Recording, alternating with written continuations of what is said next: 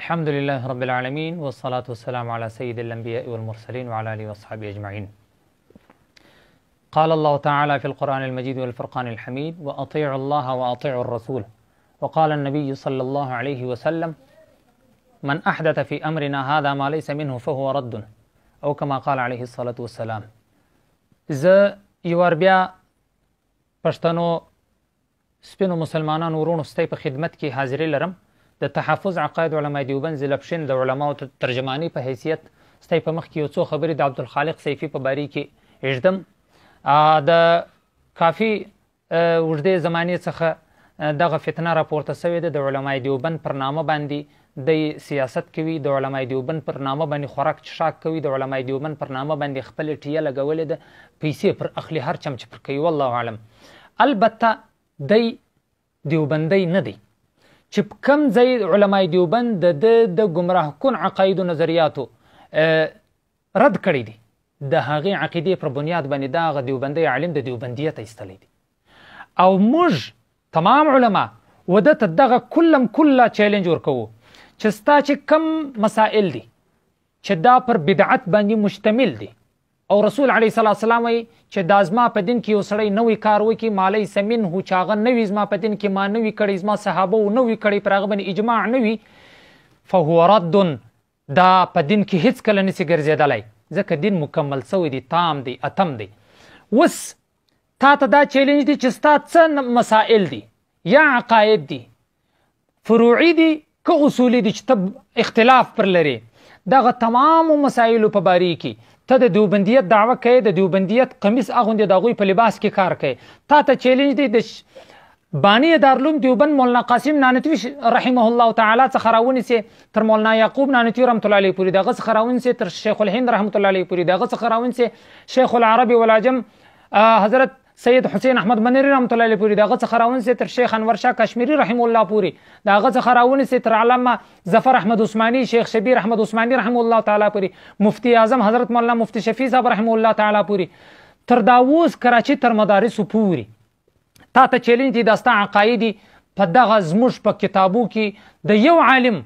په کتاب کې ته موږ ته راوښایه چې دا کوم نمونه ما تا ته در واخیستل، او د جمهور علماو په نزدیک دا ټول بدعات دي، خرافات دي، هسې یو دکانداري ده چې تی کوي. موږ د دې څخه د برات اعلان کوو، او اصل دیوبندي علماو وارثان موږ یو. او ستا پر ټیه باندې چې کلپ لګي، تاله لګي، د هغه دیوبندیان ته د پنجپریت یا د وهابیت نوم ورکوي، حالان کې الحمدلله زه اصل دیوبندی یم چې د کومو دیوبندیانو نوم ما واخیستی، هغه دیوبندي علما فی الحال په دغه زمانه کې مکمل د دین اسلام ترجمانی کوي، لکه څنګه چې الله رب العالمین په قرآن کریم کې فرمایي: انا نحن نزلنا الذکر وانا له لحافظون. چوکیدار د دین مراد دی، فی الحال چوکیدار د دین الله رب العالمین د دین اسلام د پاره دغه منبع ګرځولې د دارالعلوم دیوبند که د کراچي الحمدلله د علم چشمی دی، د دینی مدارس دی. الله رب العالمین د صحابه په دور کې صحابه ته ویلو: وان تتولوا یستبدل قوما غیرکم ثم لا یکونوا امثالکم. کدا د دین کار پتی باندې نه کیږي ای صحابه، یو جاړو به در باندې تیر کم، تی به ختم کم، بل قوم به پیدا کم. او الله رب العالمین په نن زمانه کې دغه دیوبندي علما پیدا کړي دي چې ستا دکانداري در باندې الحمدلله. او ته د دیوبندي علماو باندې زه د تمامو پښتنو سپینو مسلمانانو څخه دا خواست کوم چې دی پر دیوبندي علماو باندې نه قدغن لګوي، بندیز ور باندې لګوي، پر هغو باندې سب و شتم کوي، ښکنځل کوي، سپکوالی کوي. زموږ د پښین پر شیوخو لګېدلی دي، د شنوغرۍ په جلسه کې خرافات بکواسات کړي دي دا دجالي انسان، او هلته یې ویلي دي، د شنوغرۍ په جلسه کې ویلي دي چې د کراچي څخه 90% شرارت یا فتنه راځي، حالان کې کراچي فی الحال د دیوبندي علماو ترجمانی کوي. د دارالعلوم دیوبند څخه بعد جامع حقانیه کوړه خوټک د دیوبندي علماو د علومو سرچشمه ده، د هغه څخه بعد دارالعلوم کراچي ده، جامع بن نور ټاون ده، جامع احسن العلوم ده، جامعة الرشید ده، جامع اشرف المدارس ده، جامع فاروقیه ده، شیخ سلیم الله خان صاحب رحمه الله تعالی. دا ټول علما اصل د دین چوکیداران دي، او ته د دوی خلاف لګیای.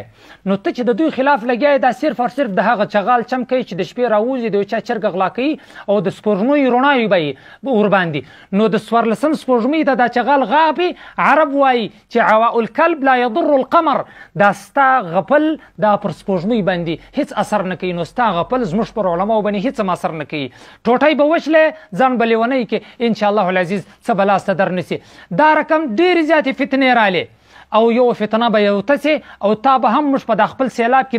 داسې یوسو چې د راروان 10 کاله بعد به څوک نه پېژني انشاءالله العزیز. د هغه رقم چې د دیوبندي علماو یو عظیم الشان د دین کار کولی جماعت دعوت و تبلیغ په نامه سره د هغې باني مولانا الیاس رحمت الله علیه دی. د مولانا الیاس رحمت الله علیه په باره کې ستا څه الفاظ دي او د تبلیغي جماعت په باره کې ستا د ګمراه کن او تر دا انې پورې شتا ورته د داعش په الفاظ ویل دي. الله رب العالمین دی که ته د علماو خلاف د دعوت و تبلیغ خلاف د علماء حق خلاف ته کار کوي الله رب العالمین دی یا هدایت در نصیب کړي موږ دعا درته کوو که نه الله رب العالمین دی تل وشرموه چې د علماو خلاف ته کار کوې یا په دې باندې خپل یو سسته شهرت غواړې یو ارزانه خپل ځان مشهوره کوې خپل دکانداري چمکوی نور د هیڅ غرض و مقصد نسته. دعوت و تبلیغ د حق جماعت دی. تمام دیوبندي علماو چې ما یې اوس نوم اخیستی دي دا ټول د دغه علما د دغه مقدس جماعت تایید کوي او د هغه جماعت په باره کې ته دا وایې چې دا و افغانستان ته ولې ځي ای د امارت مشرانو یا ای امارته دا جماعت رابند که. نو امارت دا جماعت نه رابندوي انشاءالله العزیز. د امارت کې دغه جماعت د دوی په نظر کې غټ حیثیت لري هلته کار کوي حتی چې د امیر المؤمنین ملا محمد عمر مجاهد رحمه الله تعالی په دور کې د هغه په زمانه کې دغه جماعت کار کوي او باقاعده ستا رقم خلک رالل چې هېڅ حیثیت یې نه درلود و امیر المؤمنین ته وویل چې دغه جماعت باندې بندیز ولګو. هغه ورته ویل که ته د دوی پر ځای و خلکو ته لمنځونه ورښایست او دسونه ورښایست او اولني اسلامي احکامات ورښایست بیا خو به زه بندیز پر ولګوم. هغو مخونه واړول ده ورته بس دا کار چې دی دا دغه حق جماعت پر غاړه دی او انشاءالله العزیز کوي به د ده په ژوند کې هم کوي اوس به هم په دغه امارت به کوي او ته به انشاءالله العزیز همیشه سوځې او ستا په قسمت صرف او صرف شرمېدل لیکلي دي او فر یفر باب چې دی هغې ستا په باره کې لیکلي دي چې غال دی غایپې او د علمای دیوبند په خلاف کار کول ته راکښته سوی هېڅ انشاءالله العزیز هېڅ نسي کولی. ما دغه چیلنج در کړی دي زموږ په خلاف زموږ د علماو په تصانیفو کې ستا دغه عقیدې راوړه موږ درته حاضر یو جزاکم الله خیره. نن ټوله فیصله پښتنو مسلمانانو سپینو مسلمانانو ورونو ستی په حضور پرېږدمه او ستی په عدالت کې دغه سړي دغه ګمراه کن عقاید دي او دغه څخه ځان راوګوري د دغه ګنده څخه ځان راوګوري. جزاکم الله خیر. السلام علیکم.